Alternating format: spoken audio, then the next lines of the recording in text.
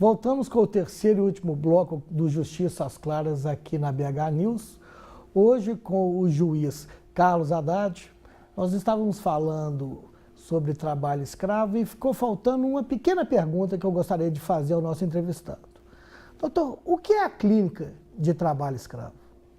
A clínica de trabalho escravo, ela é um projeto que funciona na Faculdade de Direito da UFMG.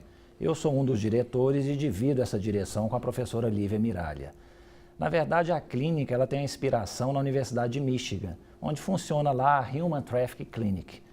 O objetivo da Universidade de Michigan era criar uma rede mundial de clínicas, ou seja, de instituições que prestam assistência jurídica gratuita às vítimas de trabalho escravo e tráfico de pessoas e poder compartilhar informações, conhecimento, né, desenvolver uma metodologia de trabalho que possa enfrentar esse problema que tem um caráter transnacional. Deixa eu perguntar uma coisa, isso funciona, isso existe aqui, é pioneiro em Minas Gerais ou existe em outros estados da federação? Eu acho que aqui no Brasil realmente nós somos os pioneiros. O que eu sei que existe é, por exemplo, em outros países. No México já existe uma iniciativa como essa, na Colômbia também. Nós estivemos ano passado em Michigan sobre um seminário que reunia todas as clínicas. Então há pessoas na Europa querendo implantar esse projeto, na Austrália. E no Brasil eu acho que nós somos os pioneiros. Excelente. Vamos para o nosso último tema, até para esclarecer também a população. Tráfico de pessoas. O que é o tráfico de pessoas?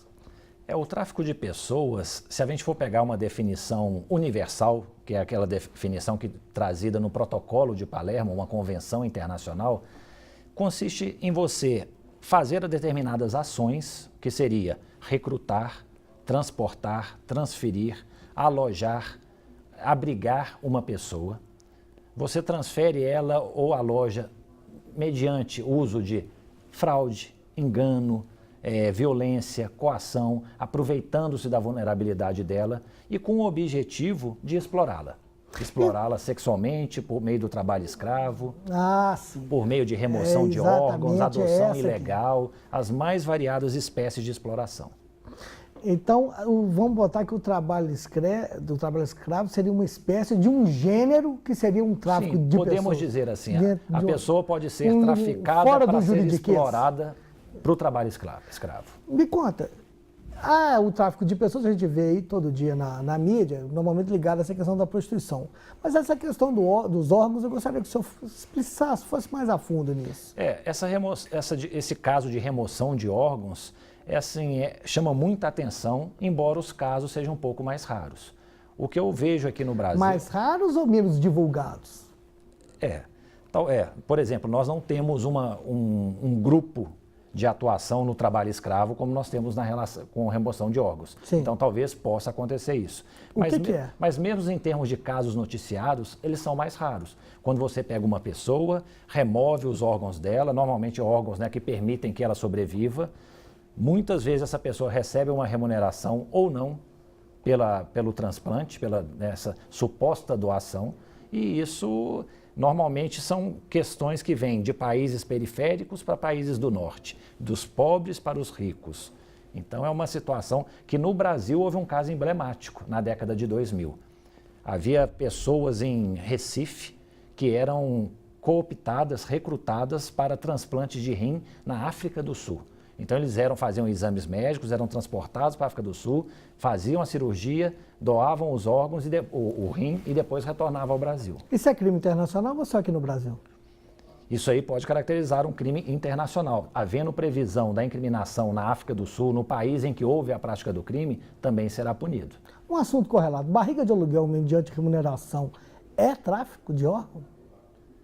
Ou não? Não, eu estou forçando muito a barra aqui. Eu acho assim, não caracteriza especificamente o tráfico para fins de órgãos, né? O órgão, normalmente, você teria que haver uma equiparação entre o feto e o órgão, então, assim, tecnicamente não se enquadraria nesse tipo de situação.